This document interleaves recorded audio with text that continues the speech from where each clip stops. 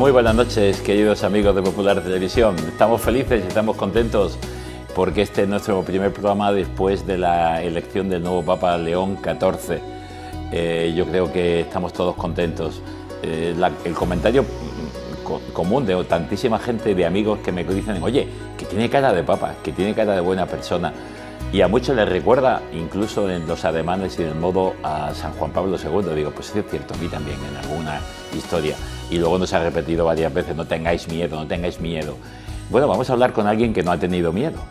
Y que no ha tenido miedo porque pues en la segunda Jornada Mundial de la Juventud, en Santiago de Compostela, en el año 89, ha llovido, desde el 89 ya le dijo al Señor, o le quiso decir al Señor, quiero ser religiosa y religiosa de clausura. Y su vida ha llevado tantísimos vaivenes para arriba, para abajo, nos lo va a contar ella. Paula, buenas noches. Buenas noches. Paula Hernández Ruiz, hermana Paula ahora, ¿no? Sí. Hermana sí. Paula. Que bueno, vamos a presentar directamente, eres ermitaña. Sí. Es la única en Murcia. Que sepamos, que conozcamos, sí. Y vives en una casa, en el monte, muy cerca, lo que ahora llamaríamos mirando de frente lo que es la preciosidad, una de las preciosidades que tenemos en nuestra región, que es el Valle de Ricote. Allí en la montaña, en una casa, sola, en soledad física, digamos, humana, sí, pero nunca solas, porque nunca estamos solos. Así está es. Dios con nosotros. Pues nos vas a contar todo esto, pero vamos a irnos al inicio.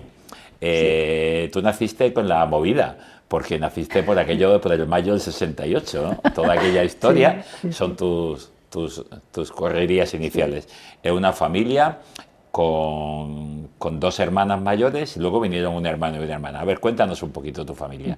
Que tenemos, mira, aquí te tenemos sí, encima de la cama. De bebé, sí. De bebé. Sí, sí, la foto típica. Sí, sí. Bueno, pues yo nací, además nací en casa. O sea que, y bueno, pues sí, están mis padres, está mi hermana la mayor, Juan Santa, que ahora ya está casada, con 5 niños. Luego va Conchi, que es aquí, la de la derecha. La de en medio soy yo, al lado está mi hermano y luego la pequeñita. Con mi hermano me llevaba estupendamente, yo creo que mejor que con mi hermana, la mayor. Por eso estamos con los labios apretados, porque siempre estábamos riéndonos, siempre era una con otra, ¿no? Zipizape. Y bueno, pues eso. Una familia, no era una familia cristiana, o sea, quiero decir, cristianos, todos estamos bautizados, todos hemos hecho la comunión, pero es verdad que no de ir a misa ni nada de eso. Aunque luego sí es verdad que tu familia, alguno de tu familia pues ha entrado en el camino catecumenal, tú también tuviste tus experiencias ahí, pero lo dejamos para adelante. Sí. Lógicamente todos los niños de la época, sí, quien no está bautizado, ha hecho su primera comunión. Sí. ¿Dónde fue? En lo que antes era la ermita del Rosario, ahora ya es parroquia, pero la ermita del Rosario muy chiquitina en la huerta, por aquello era la huerta entonces, y bueno, pues ahí estoy con mi hermana, que además cuando vi la foto no me acordaba que habíamos encabezado la fila. la fila. Tus experiencias entonces de fe de niña era pues la poca catequesis que había recibido y sí, poco más. Y poco más. Además incluso la comunión, la anécdota de la comunión es que justo había muerto muy poquito antes una tía que vivía con nosotros, que era retrasada, pero la queríamos muchísimo y había muerto. Entonces no pudimos celebrar la comunión con un banquete y entonces sí que nos dejaron ir a la casa del vecino que también había hecho la comunión para estar ahí en el banquete, como niñas y tal, ¿no? Y, ¿por qué no? Pues me derramaron un vaso de Fanta naranja en el vestido de comunión. Aquello me dolió mucho, ¿no? Yo creo que... Sí, sí. Las historias, pues bueno, en aquellas, los banquetes de entonces no es lo de ahora. No, era nada. En la propia casa, en el patio la sí, tenía, incluso sí, a veces, la mía fue con chocolate y monas. Y nos pusimos el traje de marinero, mi hermano y yo, pues de chocolate de arriba abajo. Aquí estás en la confirmación, es decir, sí, los sacramentos de iniciación los tienes, sí, pero como tantísima gente, porque tocan, sí, porque es el momento, porque tocan y porque está. Claro. Pero una vivencia, digamos, sí, fuerte de fe no tenías. No, hasta que no... A ver, tuve una experiencia porque yo repetí lo que antes era el EGB, ¿no? Pero repetí el sexto de EGB y digamos que ya lo que eran mis compañeras de cole, pues ya habían pasado, ¿no? Y en séptimo de EGB Pues no sé por qué, de esas cosas que vinieron unas señoras a hablarnos, nos pidieron que las niñas nos quedásemos en clase por la tarde y vinieron 2 o 3 señoras a hablarnos y a proponernos, nos dijeron, dice, que habían abierto una academia en el centro de Murcia y que si íbamos a estudiar allí durante 2 años te daban lo que era el LGB y el graduado escolar y luego el primer grado de administrativo, lo que entonces era el primer grado de administrativo. Y bueno, pues yo la verdad es que total, los estudios tampoco se me daban muy bien, no era lo mío. Y yo pues le dije a mis padres, digo, mira, pues para pasear los libros, digo, igual me da, ¿no? Y para un lado que para otro. O sea, había repetido sexto, estabas en séptimo con unos 13 añitos, 14, claro, por ahí, sí. Y no ibas con tus amigas, con tus compañeras, Claro. entonces te daba igual cualquier cosa. Claro. Tampoco te iban bien los estudios, dices, bueno, pues si en 2 años pasé los libros, como tú dices, y encima tengo un pequeño titulito. Era en los inicios de la formación profesional, entonces una academia de ese tipo. Sí. Pero luego, claro, luego ya cuando empecé en esa academia, entonces ya entendí que era una academia del Opus.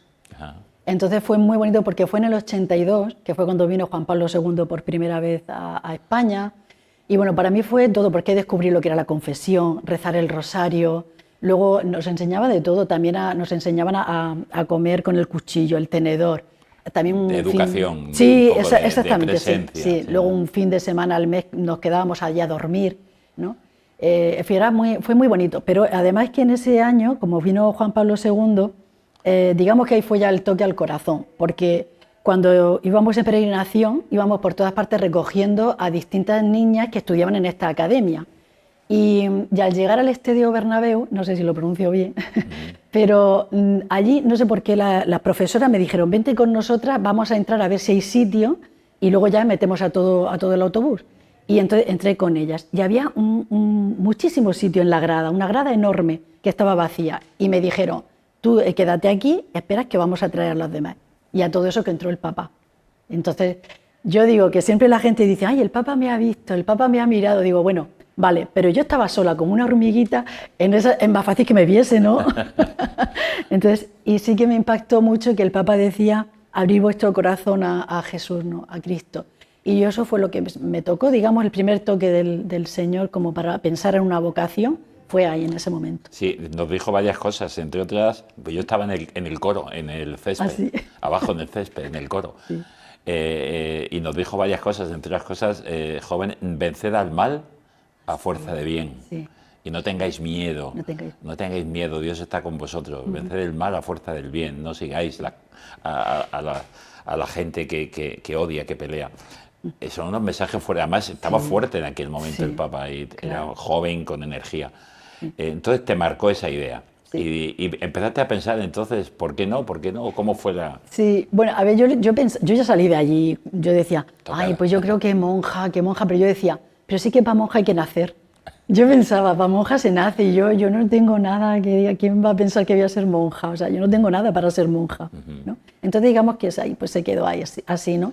Y luego también es que, claro, al acabar el curso, las profesoras me ofrecieron la oportunidad de llevarme a trabajar a una residencia universitaria a Valencia, pero ellas me decían, en vez de pagarte un sueldo, pues te pagamos los estudios. Pero tú trabajas y tal. Claro, yo tenía 14 años. Entonces mis padres dijeron, ¿qué ni hablar?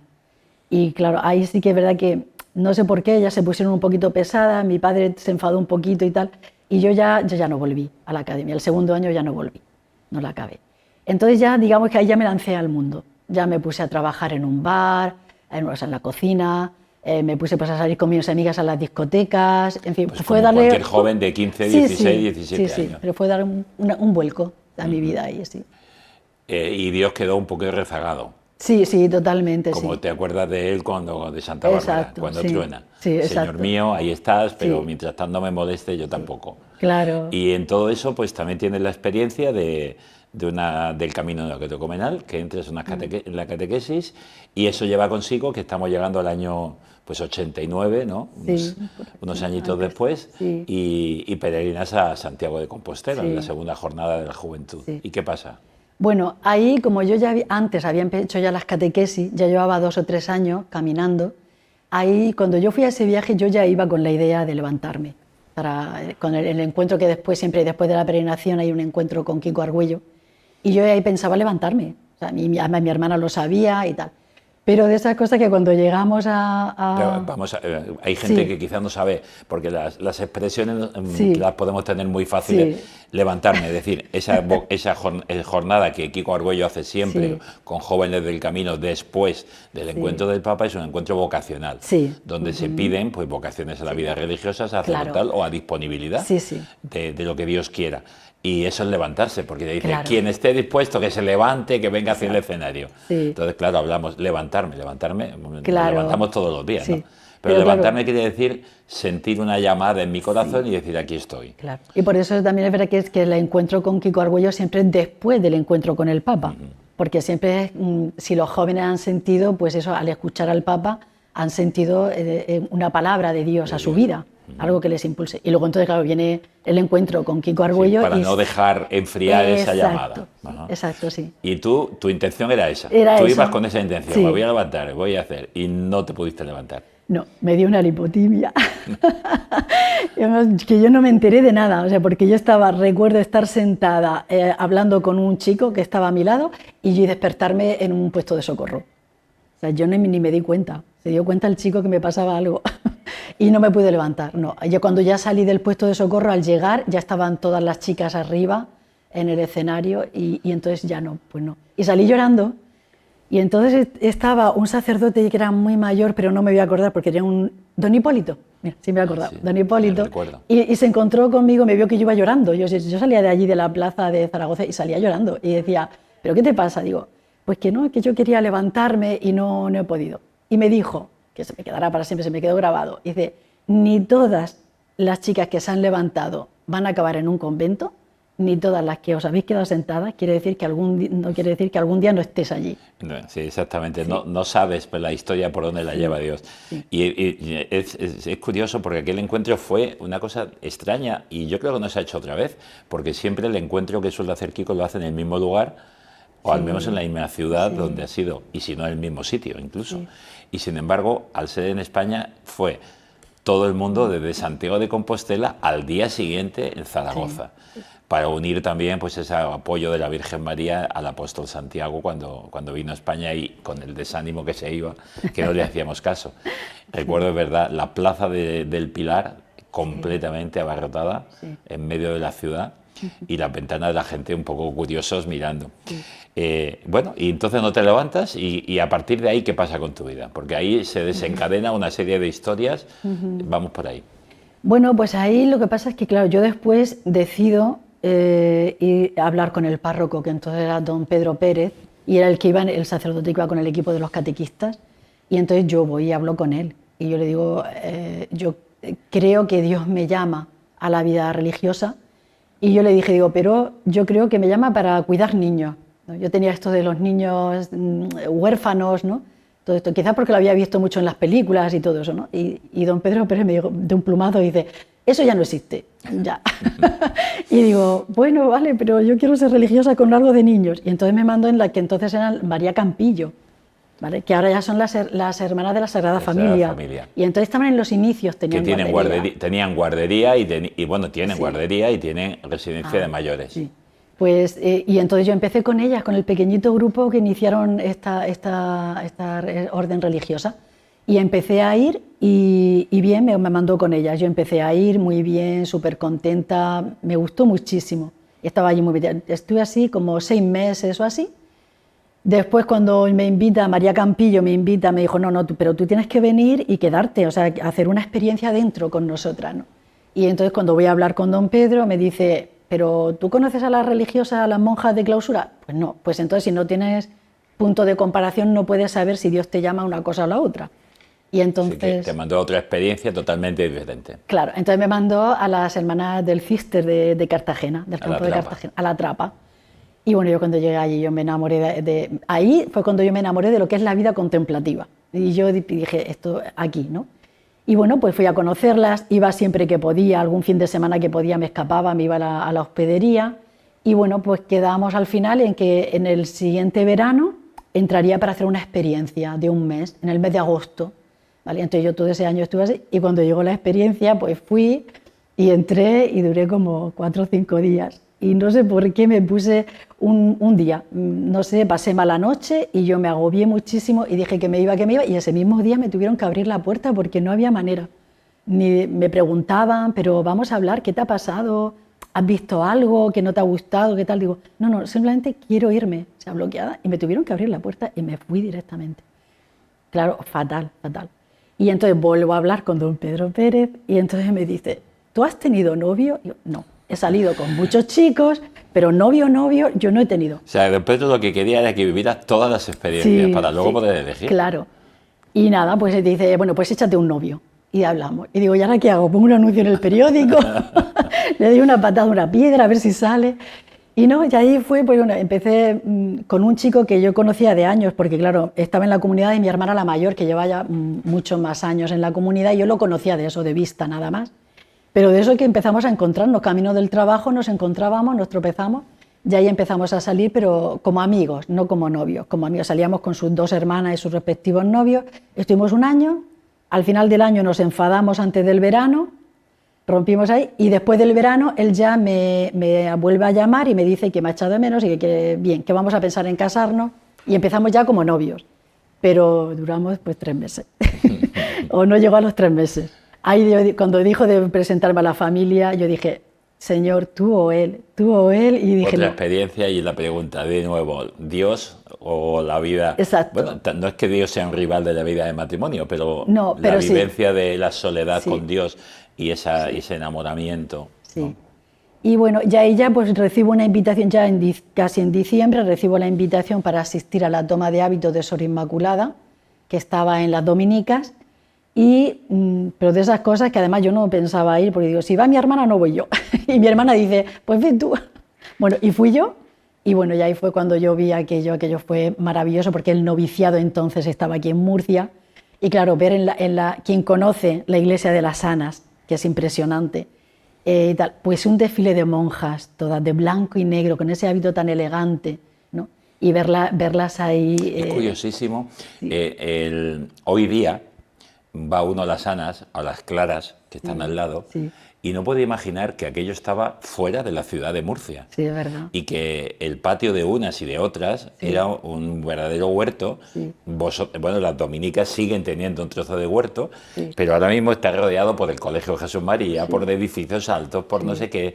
Las hermanas clarisas han perdido su intimidad y tienen un pequeño patio ahí, pequeñito interior, pero los edificios arriba.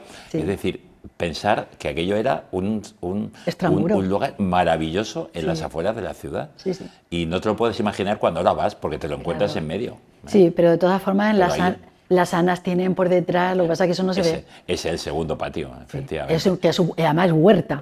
Hay huerta. Exacto. Hay naranjos, hay limoneros las dominicas exactamente lo mismo. Hay un pequeño huerto ahí, además del dulce. De tanto dulce buenísimo. Y estás ahí con las dominicas, una experiencia también, y decides... Sí. Lo bueno es que antes de entrar, antes habéis puesto una foto de la confirmación, y en esa foto es curioso porque yo estoy en el centro, pero la que va delante de mí no se le ve la cara, es Sor Isabel María, que es la... Ahí está. Pues esta que se ve con delante de mí, de azul. Lleva el de blanco. Así, adelante, sí. Esa es Sor Isabel María, que es ahora la actual priora de las Anas. Fíjate. Yo cuando entré ella estaba también de postulante. Y la que está detrás, justo detrás de ese señor que está ahí con gafas, esa es Sor Inmaculada, que también está dentro, a la toma de hábito que yo fui. O sea, todavía no estaban ellas. Estabais todas las ahí es una foto, cuando yo esto lo enseño en el convento, claro, se sorprendió, se fue muy gracioso. Esas son igual que las fotos que van apareciendo ahora de ver al actual Papa con el Papa anterior, con el otro. Hay una foto curiosísima de Juan Pablo II, Benedicto XVI y Francisco, que veían. Pues son fotos curiosas, ciertamente. Y bueno, pues haces la experiencia y te quedas en las dominicas. Haces el noviciado y estuviste bastante tiempo.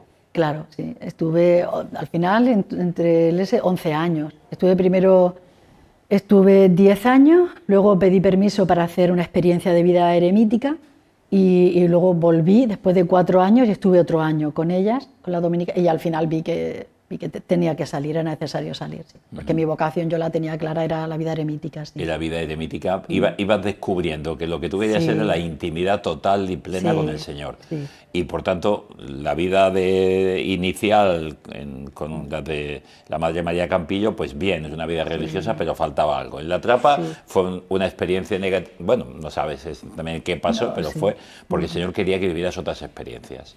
Esto es lo que tú decías, ¿no? Una foto de... Sí, y aquí, sí. Esto yo creo recordar que fue en la toma de hábito de Sor Isabel María, que está al lado mío abajo del todo, la segunda que va con el velo blanco, en la izquierda. No recuerdo si fue el día de su toma de hábito o el día de mi toma de hábito. Yo creo que más bien es el día de mi toma de hábito, porque llevo en la cabeza llevo una diadema blanca y me la hicieron para ese día. Entonces sí, yo creo que fue antes de empezar la ceremonia. Y luego tienes una experiencia también con las hermanas de Belén. Sí, claro. De varios años. Sí, 4 años estuve con ellas, sí. Porque, bueno, cuando yo empiezo, a ver, la cosa es que, claro, yo cuando llevaba 8 años, que ya era profesa, llevaba 2 años de profesa solemne, esto es de ahora reciente, pero bueno, cuando estaba, pues eso, 8 años, yo estoy encargada de la biblioteca y, claro, tenía que leer mucho para poder seleccionar ¿no? los libros y tal. Y, bueno, pues me encuentro con la lectura de los Padres del Desierto, ¿no? Y entonces, claro, aquello me sedujo muchísimo, porque además dio un giro de 180 grados mi vida de oración, ¿no? Yo me di cuenta, fue como un despertar y decir, yo no sé lo que es hacer oración, sobre todo con el peregrino ruso, ¿no? Y además lo leía una vez y otra vez, y hasta que dije, ya no lo leo más, ahora voy a hacer lo que el peregrino ruso hacía, y su estaré es mi estaré, todo lo que él hacía lo hago yo. Y claro, pues ahí es cuando empiezo con la oración de Jesús. Tengo una experiencia muy bonita porque yo todas las noches, media hora antes de acostarme, yo hacía a oscuras, hacía mi oración de Jesús, y llegó un momento en el que cuando sonaba la campana a las 6 menos cuarto de la mañana, yo lo primero que tomaba conciencia era que mis labios se estaban moviendo solos, haciendo la oración de Jesús, ¿no? Entonces fue como decir, o sea, es verdad.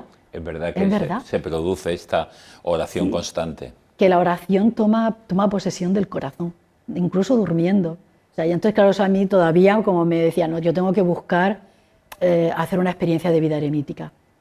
Pero claro, lo hablo, lo digo a la priora, lógicamente la priora pues hay que esperar y tal, el confesor lo mismo, pues son tentaciones, hay que esperar. Y bueno, pues pasan casi 2 años y ya en el año 2000 yo ya digo, lo planteo y digo, o necesito un permiso para ir a hacer una experiencia de vida eremítica o directamente tengo que salir, pedir la secularización y empezar de cero, ¿no? Y entonces, bueno, pues me dicen que no, que vamos a dar pasos. Y entonces, bueno, pues yo sabía que había una chica, conocía a una chica de San Pedro del Pinatar que estaba con las hermanas de Belén, y entonces contacté con ella y a partir de ahí pedimos todos los permisos y lo gestionamos todo para hacer el cambio. Sí. Y me fui, pues eso, ahí estuve 4 años, al principio muy bien. ¿Dónde fue? Entonces, en Huesca. En Huesca, tenía en Huesca, Sí. estaba en Jerez. También, sí, después fundaron en Jerez. Y la fundación era original en Francia, ¿no? Sí, cerca de los Alpes, por ahí. Sí, sí, sí. Y bueno, pues ahí estuve ahí, luego sí, también estuve en Jerez, me mandaron a Jerez y ya finalmente sí me mandaron también a Jerusalén, que es donde tienen la Casa Madre. La Casa Madre. Sí, estuve allí 4 meses y luego ya a la vuelta, en el mes, le llaman el mes evangélico, es el mes de agosto, todo el mes de retiro. Estaba intentando acordarme. Es Sigena. En Sigena, exacto, Huesca, sí, en la Sigena. casa, en Huesca, Digo, Sigena. Me suena. Sí. Sí, porque tengo una gran amiga que ha estado también, Sí. y he estado también en la Casa Madre, en la Casa En de Jerusalén, he estado sí, sí. también. Sí. Preciosa, Pues, preciosa. Y haces esta experiencia, pero lo mismo, pues una experiencia, unos años, casi 4 años, y de nuevo, pues nada, vuelta otra vez a la vida, digamos, laical. O vuelves otra vez a las dominicas. Vuelvo ¿no? a las dominicas, estoy allí 1 año, pero veo que yo no estaba bien, porque yo decía, no, es que no es lo mío. No, yo necesito salir y mirar un poco a distancia, tomar un poquito de distancia y ver un poco, porque en ese momento yo no veía nada. Yo estaba que no sabía, digo, no veo seguir aquí por seguir. Y yo necesito dar esto, ¿no? Total, que sales, pues se nos va el tiempo, entonces nos quedan 3-4 minutos, pero tenemos que llegar a lo que estás haciendo, que es complicado explicarlo tan corto. Sí. Pero haces una experiencia de 9 años otra vez, de vida de trabajo, de vida, de, digamos, personal normal, para que nos entiendan nuestros espectadores. Y en el 2014 es cuando ya empieza esta imagen y estas fotos que ahora nos van a ir poniendo, donde en 2014 empiezas lo que sería la vida de ermitaña, de eremita, con la filocalía de fondo, Juan Casiano, etcétera, etcétera. ¿Cómo explicarías? Porque claro, llevas desde 2015, 2014, 2015, o sea, llevamos 10 años. 11 años va a ser ahora en junio. Y estás sola. ¿Qué haces en el día? ¿Qué vives en el día? Porque la gente te pregunta, pero sola no quiere decir que no puedas ir a comprar y que tienes que ir a comprar y hacer, sino que no necesitas del mundo, que quieres vivir. ¿Cómo lo explicas eso? O, dinos la esencia. Bueno, sí, la esencia es muy fácil. Sí, es una opción y es una elección de decir sí al Señor y de una manera muy, muy radical. No hay relativismo, no hay un sí, pero quizás no tanto, no. Es todo o nada, que ahora es algo como muy, con la hermana Claire, está muy de moda esto, ¿no? O todo o nada. Es vivir la fe radicalmente, coger el Evangelio y decir al que me siga que lo deje todo. Y es así, y no importa, y durante el día, es todo el día pensar en Dios, al final seguir, porque la filocalía es una praxis, una vida, no es una lectura, simplemente cosas bonitas, no, es para ponerla en práctica. Y entonces tienes que ver la purificación, se tiene que dar en ti, tienes que dar lugar a que se dé la purificación del corazón, la purificación en los pensamientos, en tu mente. Y al final toda tu vida, como consecuencia, toda tu vida va siendo purificada. Y eso va a llevar toda la vida y me va a faltar, porque empecé muy tarde, me va a faltar vida. Pero bueno, ya he empezado. Como ha empezado todo cristiano, es verdad, pero a mí el Señor me lo pide en esta radicalidad. Entonces todo lo que hago es así y procuro salir lo menos posible. Lo menos posible, una vez a comprar cada 15 días, procuro que me coincida con el médico o con cualquier otra cosa y luego... para evitar tener que estar dispersa. Exactamente, y luego pues cuando tengo coche, que a veces he estado años que no he tenido coche, cuando tengo coche los domingos bajo a misa al pueblo y cuando no tengo coche pues en casa y ya está. Y de vez en cuando pues viene alguien a casa, celebra la Eucaristía, te echa y te ayuda. Y la dirección espiritual pues cuando puedes. También, sí, viene algún sacerdote, me confiesa y tal, me hacen un poco de acompañamiento. Es difícil porque incluso entre los sacerdotes no hay conocimiento de este tipo de vida. Esta espiritualidad. Espiritualidad eremítica. Como tú dices, es un abajamiento total para encontrar el todo, ¿no? Como decía San Rafael Arnaiz de la Trapa, ¿no? Dice, te dejas todo para irte a una y nada. Y decía él, no, dejo lo que es nada para encontrar al todo. Exacto, y tú lo cuentas como un poco de abajarte para encontrar la grandeza. Grandeza. Aquí estás, aquel día que tomaste ya el hábito y empezaste a vivir esta vida, ¿no? Con nuestro obispo. Bueno, ¿qué te dijo el obispo? Cuando le planteas esto, cuando le dices, y ahí estás firmando el documento, digamos... Y empiezas esta vida, ¿qué palabra te dijo el obispo de ánimo, de fuerza? Solamente una, la que yo esperaba y la que yo deseaba en todo mi corazón: no estás sola, porque la Iglesia, tu madre, te acoge y te acompaña. O sea, si ya estás con Dios todo el día, encima tu madre la Virgen María, pero tu madre Iglesia te acompaña. Sí, porque al final lo que faltaba en mi vida, porque mucha gente decía, pero ¿tú para qué quieres hacer votos públicos ni nada? Pues si tú ya todo el mundo te conoce como ermitaña, vives como ermitaña. Digo, no, pero la Iglesia me da esta opción de que mi madre diga, tú eres mi hija. De manifestar eso, incluso físicamente para otros. También, para presentar esta realidad. Es que la Iglesia es riquísima, en vocaciones, en llamadas, y todas complementarias y todas necesarias. Exacto. Y tú la oración la haces por todo y por todos, ¿no? Es la oración diaria, continua.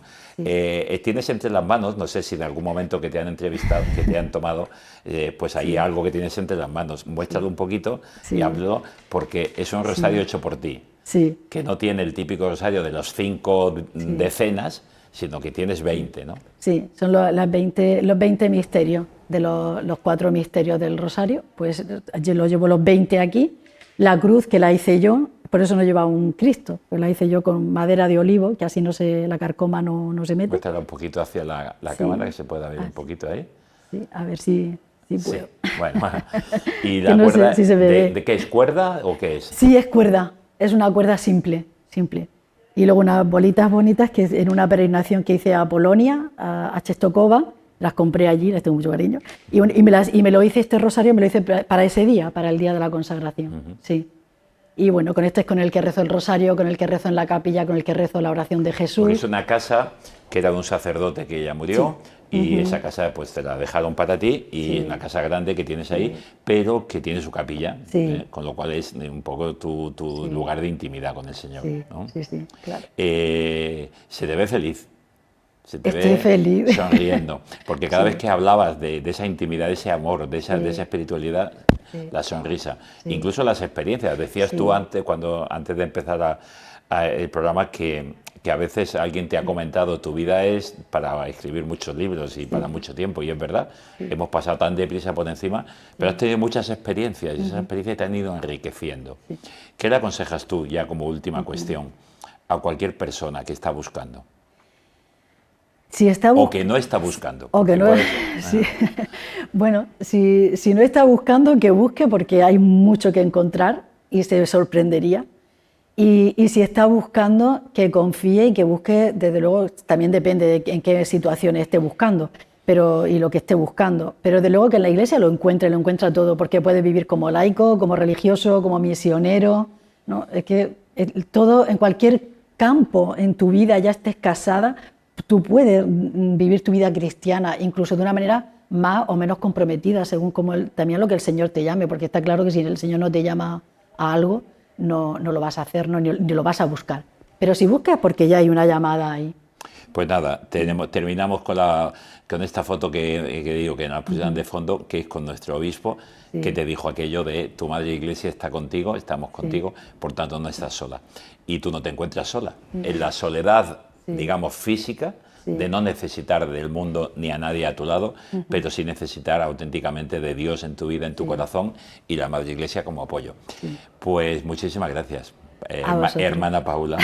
Y ya saben ustedes, la vida eremítica existe, y en nuestra región tenemos, como tenemos religiosas de clausura, como tenemos de vida activa, y como tenemos tantas y tantas familias que también viven su vida como una vocación, porque la llamada es de Dios a la santidad. El modo ya dirá Dios como quiere, y sobre todo si nosotros le decimos, pues aquí estoy, a tu disposición, como tú lo dijiste y le quisiste decir en el 89, pero Dios tenía otros planes, ya me lo dirá. Muchas gracias, Paula, y muchas gracias a ustedes si nos han seguido hasta el final. Seguiremos, si ustedes quieren y Dios quiere, pues la semana próxima con un nuevo programa.